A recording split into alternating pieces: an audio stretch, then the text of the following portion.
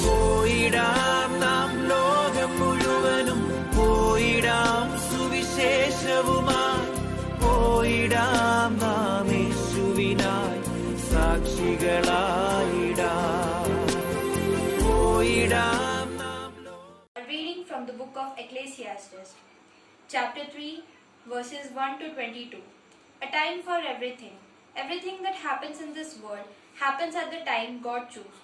He sets the time for birth and the time for death, the time for planting and the time for pulling up, the time for killing and the time for healing, the time for tearing down and the time for building.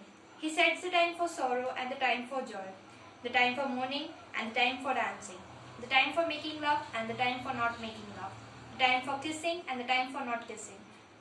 He sets the time for finding and the time for losing, the time for saving and the time for throwing away, the time for tearing and the time for mending, the time for silence and the time for talk.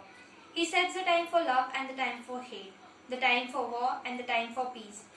What do we gain from all our work? I know the heavy burdens that God has laid on us.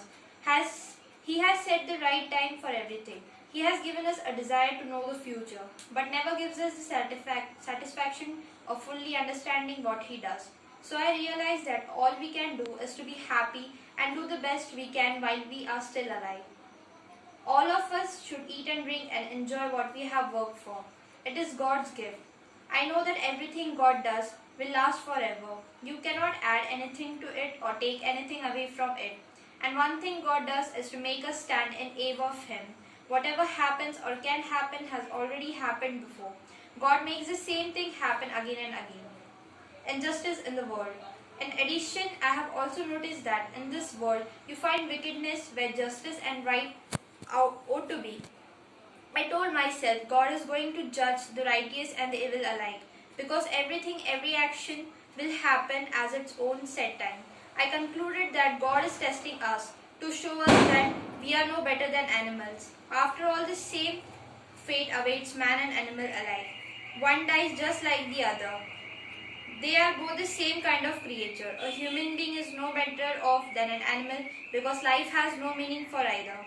They are both going to the same place, the dust. They both came from it, they will both go back to it. How can anyone be sure that a man's spirit goes upward while an animal's spirit goes down into the ground? So I realized that the best thing we can do is to enjoy what we have worked for. There is nothing else we can do. There is no way for us to know what will happen after we die. This is the word of the Lord.